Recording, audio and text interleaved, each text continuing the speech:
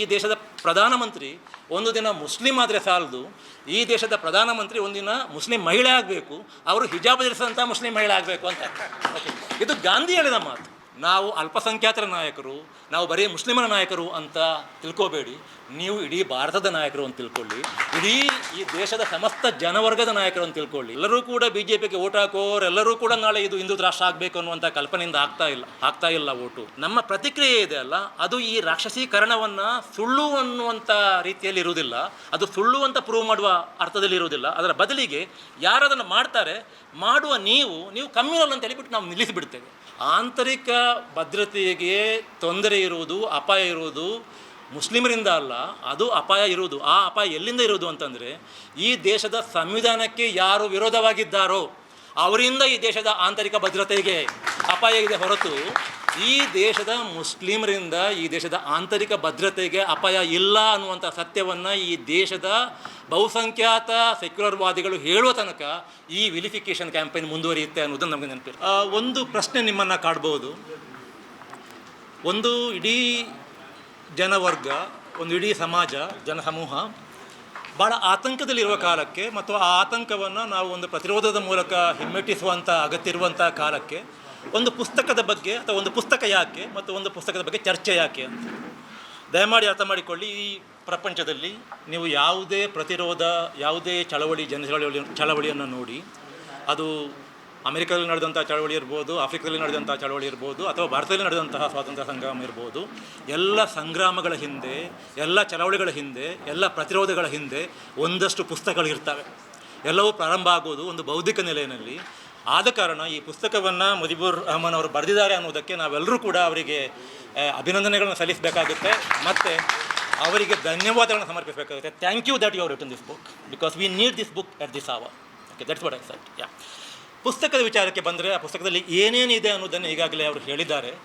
ನಾನು ಈ ಪುಸ್ತಕದ ಸಂದರ್ಭದಲ್ಲಿ ಮತ್ತೆ ಮತ್ತೆ ಪ್ರಸ್ತಾಪಿಸಲ್ಪಟ್ಟ ಒಂದು ವಿಚಾರವನ್ನು ಮಾತ್ರ ತಮ್ಮ ಗಮನಕ್ಕೆ ತರ್ತೇನೆ. ಆ ವಿಚಾರ ಏನು ಅಂತಂದರೆ, ಈ ದೇಶದಲ್ಲಿ ಮುಸ್ಲಿಮರ ರಾಜಕೀಯ ಭವಿಷ್ಯ ಅಪಾಯದಲ್ಲಿದೆ ಅನ್ನುವಂಥದ್ದನ್ನು ಅವರು ಹೇಳಿದರು.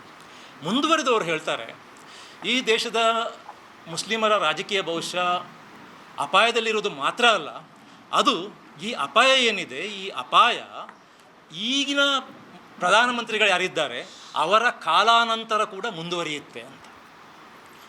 ಅಲ್ಲಿ ನಿಲ್ಲಿಸೋದಿಲ್ಲ ಅವರು, ಮುಂದುವರಿಯುತ್ತೆ. ಯಾವಾಗ ಅಂತಂದರೆ, ಅದಕ್ಕೆ ಅಷ್ಟೇ ಪ್ರಬಲವಾದಂಥ ಒಂದು ಸೆಕ್ಯುಲರ್ ಪ್ರತಿರೋಧ ಇಲ್ಲದೆ ಹೋದರೆ ಈ ಅಪಾಯ ಏನಿದೆ, ಈ ಅಪಾಯ ಈ ಪ್ರಧಾನಮಂತ್ರಿಗಳ ಸಮಯಾನಂತರ ಕೂಡ ಮುಂದುವರಿಯುತ್ತೆ ಅನ್ನುವಂಥ ಒಂದು ಎಚ್ಚರಿಕೆಯನ್ನು ಕೊಡ್ತಾರೆ. ಈ ಅವರ ಹೇಳಿಕೆಯನ್ನು ಭಾಳ ಸೂಕ್ಷ್ಮವಾಗಿ ಗಮನಿಸಿದರೆ ಅದರಲ್ಲೊಂದು ಆಶಾವಾದ ಇದೆ, ಒಂದು ನಿರಾಶಾವಾದ ಇದೆ, ಅಥವಾ ಒಂದು ನಿರಾಶಾವಾದ ಇದೆ, ಒಂದು ಆಶಾವಾದ ಇದೆ. ನಿರಾಶಾವಾದ ಏನಂತಂದರೆ, ಈ ಆತಂಕ ಮುಂದುವರಿಯುತ್ತೆ ಅಂತ, ಇವರ ಸಮಯದ ನಂತರನೂ ಕೂಡ ಮುಂದುವರಿಯುತ್ತೆ ಅದು ನಿರಾಶಾವಾದ. ಅದರ ಜೊತೆಗೆ ಒಂದು ಆಶಾವಾದ ಇದೆ. ಈ ಆತಂಕ ಯಾವಾಗ ಪರಿಹಾರ ಆಗುತ್ತೆ ಅಂತಂದರೆ, ಅಷ್ಟೇ ಪ್ರಬಲವಾದಂತಹ ಈ ಆತಂಕ ಎಷ್ಟಿದೆ ಅಷ್ಟೇ ಪ್ರಬಲವಾದಂತಹ ಅದನ್ನು ಹಿಮ್ಮೆಟ್ಟಿಸುವಂತಹ ಒಂದು ಸೆಕ್ಯುಲರ್ ಪ್ರತಿರೋಧ ಇದ್ದಾಗ ಅದನ್ನು ನಿವಾರಿಸಲಿಕ್ಕೆ ಸಾಧ್ಯ. ಇದು ನನ್ನ ಪ್ರಕಾರ ಆಶಾವಾದ. ಈ ಆಶಾವಾದ ಮತ್ತು ನಿರಾಶಾವಾದದ ಬಗ್ಗೆ ನಾನು ಎರಡು ಮಾತುಗಳನ್ನು ಆಡಿ 5 ಮಾತುಗಳೊಳಗೆ ಮುಗಿಸ್ತೇನೆ. ನಿರಾಶಾವಾದದ ಬಗ್ಗೆ ಮೊದಲಿಗೆ ಒಂದು ವಿಚಾರ. ಏನು ಹೇಳ್ತಾರೆ ಅವರು, ಮುಸ್ಲಿಮರ ರಾಜಕೀಯ ಭವಿಷ್ಯ ಆತಂಕದಲ್ಲಿದೆ ಅಂತ. ಮುಸ್ಲಿಮರ ರಾಜಕೀಯ ಭವಿಷ್ಯ ಅಂದರೆ ಯಾರ ರಾಜಕೀಯ ಭವಿಷ್ಯ? ಈ ದೇಶದ 200 ಮಿಲಿಯನ್ ಅಂದರೆ 20 ಕೋಟಿ, ಮೇಡಮ್ 25 ಕೋಟಿ ಅಂತಂದರು, 25 ಕೋಟಿ ಜನರ ರಾಜಕೀಯ ಭವಿಷ್ಯ. 25 ಕೋಟಿ ಜನರ ರಾಜಕೀಯ ಭವಿಷ್ಯ ಆತಂಕದಲ್ಲಿರುತ್ತಾ ಒಂದು ದೇಶದ ಭವಿಷ್ಯ ಸುಭದ್ರವಾಗಿರಲು ಸಾಧ್ಯ ಇಲ್ಲ ಅನ್ನುವುದನ್ನು ಈ ದೇಶದ ಮೈನಾರಿಟೀಸ್ ಅಲ್ಲ, ಮುಸ್ಲಿಮ್ಸ್ ಅಲ್ಲ, ನಾವು ಮೆಜಾರಿಟಿ ಬಹುಸಂಖ್ಯಾತರ ಅರ್ಥ ಮಾಡ್ಕೋಬೇಕು. ಈಗ ಆಶಾವಾದ ಏನಿದೆ, ಈ ಆಶಾವಾದದ ವಿಚಾರ ಮಾತಾಡೋಣ. ಆಶಾವಾದ ಅವರು ಏನು ಹೇಳ್ತಾರೆ, ಒಂದು ದೊಡ್ಡ ಪ್ರತಿರೋಧ ಹುಟ್ಟಿಕೊಂಡ್ರೆ, ಒಂದು ಸೆಕ್ಯುಲರ್ ರೆಸಿಸ್ಟೆನ್ಸ್ ಹುಟ್ಟಿಕೊಂಡ್ರೆ ಆಗ ಇದನ್ನು ನಾವು ಎದುರಿಸ್ಬೋದು ಅಂತ. ನೋಡಿ, ಈ ಸೆಕ್ಯುಲರ್ ರೆಸಿಸ್ಟೆನ್ಸ್ ಇದೆ ಅಲ್ಲ, ಅದು ತನ್ನಿಂದ ತಾನೇ ಹುಟ್ಟಿಕೊಳ್ಳೋದಿಲ್ಲ, ಅದು ಹುಟ್ಟಿಕೊಂಡೂ ಇಲ್ಲ, ಅದು ಹುಟ್ಟಿಕೊಳ್ಳುವುದಿಲ್ಲ. ಅದಕ್ಕೆ ನಾವು ಬಹಳ ಮನಪೂರ್ವಕವಾಗಿ ಪ್ರಯತ್ನಿಸಬೇಕು. ಯಾರು ಪ್ರಯತ್ನಿಸಬೇಕು ಅಂತಂದರೆ, ನನ್ನ ಪ್ರಕಾರ ಈ ದೇಶದ ಬಹುಸಂಖ್ಯಾತರು ಮೊದಲು ಪ್ರಯತ್ನಿಸಬೇಕು. ಅಂದರೆ ಇಲ್ಲಿ ಒಂದು ಸೆಕ್ಯುಲರ್ ಆಗಿ ಯೋಚಿಸುವವರು ಯಾರಿದ್ದಾರೆ, ನನ್ನ ಪ್ರಕಾರ ಸೆಕ್ಯುಲರ್ ಆಗಿ ಯೋಚಿಸುವುದು ಅಂದರೆ ಸಂವಿಧಾನ ಪರವಾಗಿ ಯೋಚಿಸುವುದು, ಸೆಕ್ಯುಲರ್ ಆಗಿ ಯೋಚಿಸುವುದು ಅಂತಂದರೆ ಮಾನವೀಯತೆಯ ಪರವಾಗಿ ಯೋಚಿಸುವುದು. ಅಂಥ ಜನವರ್ಗ ಅವರು ಮೈನಾರಿಟಿಗಳ ಮಧ್ಯೆಯೂ ಇದ್ದಾರೆ, ಮೆಜಾರಿಟಿಗಳ ಮಧ್ಯೆಯೂ ಇದ್ದಾರೆ. ಈಗ ಸರ್ ಹೇಳಿದ್ರಲ್ಲ, ಎಲ್ಲರೂ ಕೂಡ ಬಿ ಜೆ ಪಿಗೆ ಓಟ್ ಹಾಕೋರೆಲ್ಲರೂ ಕೂಡ ನಾಳೆ ಇದು ಹಿಂದೂ ರಾಷ್ಟ್ರ ಆಗಬೇಕು ಅನ್ನುವಂಥ ಕಲ್ಪನೆಯಿಂದ ಆಗ್ತಾ ಇಲ್ಲ ಓಟು. ಅವರಿಗಂಥ ಬಿ ಜೆ ಪಿಯ ಬಗ್ಗೆ ಆಗಲಿ ಹಿಂದೂ ರಾಷ್ಟ್ರದ ಪರಿಕಲ್ಪನೆಯ ಬಗ್ಗೆ ಆಗಲಿ ಅಂಥ ದೊಡ್ಡ ಮೋಹ ಏನಿಲ್ಲ.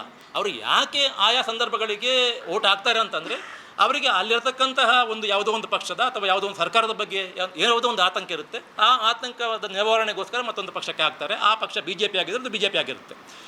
ಸೊ ಆದ ಕಾರಣ ಈಗ ಇಡೀ ನಾವು ಈಗ ಯೋಚಿಸಬೇಕಾದ ಈ ದೇಶದ ಮೆಜಾರಿಟಿ ಕಮ್ಯುನಿಟಿಯಲ್ಲಿರತಕ್ಕಂತಹ ಸೆಕ್ಯುಲರ್ವಾದಿಗಳು ಮತ್ತು ಮೈನಾರಿಟಿಗಳ ಮಧ್ಯೆ ಇರತಕ್ಕಂತಹ ಸೆಕ್ಯುಲರ್ವಾದಿಗಳು ಒಂದಾಗಿ ಒಂದು ಕೋಯಲೇಷನ್ ಆಗಿ ನಾವು ಕೆಲವೊಂದು ವಿಚಾರಗಳನ್ನು ಬಹಳ ಗಮನದಲ್ಲಿರಿಸ್ಕೋಬೇಕು. ಅದರಲ್ಲಿ ಒಂದು ಮುಖ್ಯವಾಗಿ ಮೆಜಾರಿಟಿ ಕಮ್ಯುನಿಟಿ ಅಥವಾ ಬಹುಸಂಖ್ಯಾತ ವರ್ಗದಲ್ಲಿರತಕ್ಕಂತಹ ಯಾರು ಸೆಕ್ಯುಲರ್ವಾದಿಗಳಿದ್ದಾರೆ ಅವರು ಒಂದು ವಿಚಾರದ ಬಗ್ಗೆ ಗಟ್ಟಿಯಾಗಿ ಮಾತಾಡುವ ಅಗತ್ಯ ಇದೆ. ಏನು ಅಗತ್ಯ ಅಂತಂದರೆ, ನೋಡಿ, ಈ ದೇಶದಲ್ಲಿ ಮುಸ್ಲಿಮರ ವಿಲಿಫಿಕೇಷನ್ ಅಥವಾ ರಾಕ್ಷಸೀಕರಣ ಆಗ್ತಾ ಇದೆ ಅನ್ನೋದು ಈ ಪುಸ್ತಕದಲ್ಲಿ ಇದೆ. ಡಿ-ಇಸ್ಲಾಮೈಸೇಷನ್ ಅಂತ ಹೇಳ್ತಾರೆ ಇದನ್ನು. ಅದು ಯಾಕೆ ಆಗುತ್ತೆ ಅಂತಂದರೆ, ಮುಸ್ಲಿಮರು ಭಾಳ ಕೆಟ್ಟವರು, ಅವರಿಂದಾಗಿ ದೇಶದ ಆಂತರಿಕ ಭದ್ರತೆಗೆ ತೊಂದರೆ ಇದೆ. ಆದ ಕಾರಣ ಅವರ ವಿರುದ್ಧ ನೀವು ಎಲ್ಲರೂ ಕೂಡ ಯಾವುದೋ ಒಂದು ಮನೋಭಾವವನ್ನು ರೂಪಿಸಬೇಕು ಅನ್ನುವಂಥ ರೀತಿಯಲ್ಲಿ ಮುಸ್ಲಿಮರ ವಿರುದ್ಧ ಒಂದು ಅಪಪ್ರಚಾರ, ಒಂದು ರಾಕ್ಷಸೀಕರಣದ ಪ್ರಚಾರ ನಡೆಯುತ್ತೆ. ಈ ಪ್ರಚಾರಕ್ಕೆ ನಮ್ಮ ಬಹುಸಂಖ್ಯಾತ ವರ್ಗದಿಂದ ಬರುವಂಥ ಪ್ರತಿಕ್ರಿಯೆ ಏನಿದೆ ಅಂತಂದರೆ, ಆ ರಾಕ್ಷಸೀಕರಣವನ್ನು ಇದಲ್ಲ, ಈಗಲ್ಲ, ಸತ್ಯ ಇದಲ್ಲ ಅಂತ ಯಾರು ಹೇಳಲ್ಲ. ಏನು ಹೇಳ್ತಾರೆ ಅಂತಂದರೆ, ಯಾರು ಈ ರಾಕ್ಷಸೀಕರಣದ ಪ್ರಯತ್ನ ಮಾಡ್ತಾರೆ, ಅಯ್ಯೋ ನೀವು ಕಮ್ಯುನಲ್ಗಳು, ನೀವೀಗ ಮಾತಾಡಬಾರ್ದು ಅಂತಾರೆ. ಅಂದರೆ ನಮ್ಮ ಪ್ರತಿಕ್ರಿಯೆ ಇದೆ ಅಲ್ಲ, ಅದು ಈ ರಾಕ್ಷಸೀಕರಣವನ್ನು ಸುಳ್ಳು ಅನ್ನುವಂಥ ರೀತಿಯಲ್ಲಿ ಇರುವುದಿಲ್ಲ, ಅದು ಸುಳ್ಳು ಅಂತ ಪ್ರೂವ್ ಮಾಡುವ ಅರ್ಥದಲ್ಲಿ ಇರುವುದಿಲ್ಲ. ಅದರ ಬದಲಿಗೆ ಯಾರದನ್ನು ಮಾಡ್ತಾರೆ, ಮಾಡುವ ನೀವು ಕಮ್ಯುನಲ್ ಅಂತ ಹೇಳಿಬಿಟ್ಟು ನಾವು ನಿಲ್ಲಿಸಿಬಿಡ್ತೇವೆ. ಅದು ನನ್ನ ಪ್ರಕಾರ ಮಾತು ಆಡಿ ಕೂಡ ಅರ್ಧ ಮೌನದಲ್ಲಿರತಕ್ಕಂಥ ಒಂದು ಪ್ರತಿಕ್ರಿಯೆ. ಈ ಪ್ರತಿಕ್ರಿಯೆ ಬದಲಾಗಬೇಕು. ನಾವು ಬಹಳ ವ್ಯವಸ್ಥಿತವಾಗಿ ದೇಶದ ಬಹುಸಂಖ್ಯಾತ ಸೆಕ್ಯುಲರ್ವಾದಿಗಳು ಯಾರಿದ್ದೇವೆ, ನಾವು ಸಂವಿಧಾನವಾದಿಗಳು ಯಾರಿದ್ದೇವೆ, ಈ ರಾಕ್ಷಸೀಕರಣ ಸುಳ್ಳು ಅನ್ನುವುದನ್ನು ನಾವು ಇದರಲ್ಲಿ ಅವರು ಯಾವ ಅಂಶಗಳನ್ನು ಇಟ್ಕೊಂಡು ಮುಸ್ಲಿಮರ ಬಗ್ಗೆ ಈ ರೀತಿ ಅಪಪ್ರಚಾರ ಮಾಡ್ತಾರೆ, ಈ ಅಪಪ್ರಚಾರವನ್ನು ನಾವು ಅಲ್ಲಗಳಿಬೇಕು. ಇದು ಸುಳ್ಳು ಅನ್ನುವುದನ್ನು ನಾವು ಗಟ್ಟಿಯಾಗಿ, ಯಾರು ಅದನ್ನು ಮುಸ್ಲಿಮರು ಹೇಳಿದ್ರಾಗಲ್ಲ, ಅದನ್ನು ಈ ದೇಶದ ಬಹುಸಂಖ್ಯಾತರು ಹೇಳಬೇಕು.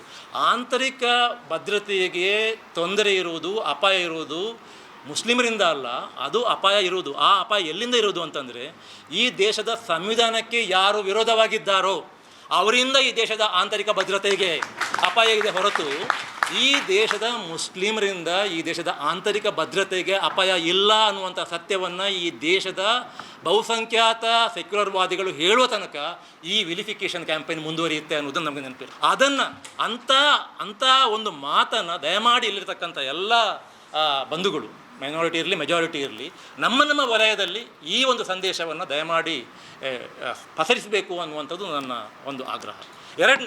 ಎರಡನೇದು ಏನು ಅಂತಂದರೆ, ಇದು ಅಲ್ಪಸಂಖ್ಯಾತ ಅಥವಾ ಮುಸ್ಲಿಂ ಬಂಧುಗಳಿಗೆ ಸಂಬಂಧಪಟ್ಟ ಹಾಗೆ ಇದನ್ನು ಎಲ್ಲರೂ ಕೂಡ ಹೇಳಿದರು. ಏನು ಅಂತಂದರೆ, ದಯಮಾಡಿ ಈಗ ಮುಸ್ಲಿಮರ ಮಧ್ಯೆ ಅಥವಾ ಅಲ್ಪಸಂಖ್ಯಾತರ ಮಧ್ಯೆ ರಾಜಕೀಯ ನಾಯಕತ್ವ ಇಲ್ಲ, ಇದನ್ನು ಹುಟ್ಟುಹಾಕಬೇಕು, ರಾಜಕೀಯ ನಾಯಕತ್ವವನ್ನು ಹುಟ್ಟುಹಾಕಲಿಕ್ಕೆ ಆಗೋದಿಲ್ಲ, ಅದು ಯಾವುದೋ ರೀತಿಯಲ್ಲಿ ಬೆಳಿಬೇಕು, ಎಲ್ಲವೂ ಸತ್ಯನೇ.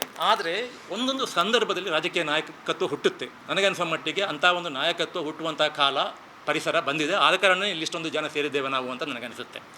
ಆದರೆ ಈ ನಾಯಕತ್ವ ಹುಟ್ಟುವುದಿದೆ ಅಲ್ಲ, ದಯಮಾಡಿ ಒಂದು ತಿಳ್ಕೊಳ್ಳಿ, ನೀವು ಇನ್ನೊಂದು ನಾಯಕತ್ವವನ್ನು ಹುಟ್ಟು ಹಾಕುವಾಗ ಅಥವಾ ನೀವೇ ಇಲ್ಲಿದ್ದವರು ಯಾರಾದರೂ ಇನ್ನೊಂದು ನಾಯಕರಾಗಿ ನೀವು ರೂಪುಗೊಳ್ಳುವಾಗ ದಯಮಾಡಿ ನಿಮ್ಮನ್ನು ನಾವು ಅಲ್ಪಸಂಖ್ಯಾತರ ನಾಯಕರು, ನಾವು ಬರೀ ಮುಸ್ಲಿಮರ ನಾಯಕರು ಅಂತ ತಿಳ್ಕೋಬೇಡಿ. ನೀವು ಇಡೀ ಭಾರತದ ನಾಯಕರು ಅಂತ ತಿಳ್ಕೊಳ್ಳಿ, ಇಡೀ ಈ ದೇಶದ ಸಮಸ್ತ ಜನವರ್ಗದ ನಾಯಕರು ಅಂತ ತಿಳ್ಕೊಳ್ಳಿ. ಹಾಗೆ ನಿಮಗೆ ಅನಿಸ್ಬೋದು ಇದೆಲ್ಲ ಪ್ರೊಫೆಸರ್ಗೆ ಮಾತಾಡುವಂಥ ಮಾತು, ಇದೆಲ್ಲ ಹೋಗೋದಲ್ಲ ಅಂತ. ಎಲ್ಲವೂ ಕೂಡ ಫಸ್ಟಿಗೆ ಇದನ್ನು ಗಟ್ಟಿಯಾಗಿ ಹೇಳುವಂಥ ಧೈರ್ಯ ನಮಗೆ ಬೇಕು. ಅಲ್ಲಪ್ಪ, ನಾನು ಲೀಡ್ರ್ ಆಗ್ತೇನೆ, ನಾನು ಈ ದೇಶದಲ್ಲಿ ಮುಸ್ಲಿಮರ ಲೀಡ್ರ್ ಮಾತ್ರ ಆಗೋದಿಲ್ಲ, ನಾನು ಸಮಸ್ತರ ಲೀಡ್ರ್ ಆಗ್ತೇನೆ, ನಾನು ಇಡೀ ರಾಜ್ಯದ ಲೀಡ್ರ್ ಆಗ್ತೇನೆ. ಸರ್ ಹೇಳಿದ್ರಲ್ಲ, ದಿವಾಕರ್ ಸರ್ ಹೇಳಿದ್ರಲ್ಲ, KPCC ಪ್ರೆಸಿಡೆಂಟ್ ಆಗಬೇಕು ಅಂತ ಯಾರಿಗೂ ಕೂಡ ಆಸೆ ಇಲ್ಲ ಅಂತ. ಇಲ್ಲ ಅಂತ ಅದನ್ನು KPCC ಪ್ರೆಸಿಡೆಂಟ್ ಆಗದೇ ಇರುವಂಥ ವಿಚಾರವನ್ನು ನಾನು ಯಾಕೆ ಹೇಳಬೇಕು ಅಂತ ನಿಮ್ಮ ಮನಸ್ಸಿಗೆ ಅನಿಸ್ಬೋದು. ಆಗದೇ ಇದ್ದರೆ ಹೋಗಲಿ, ಹೇಳಬೇಕು, ಆಗದ್ದನ್ನು ಹೇಳಬೇಕು.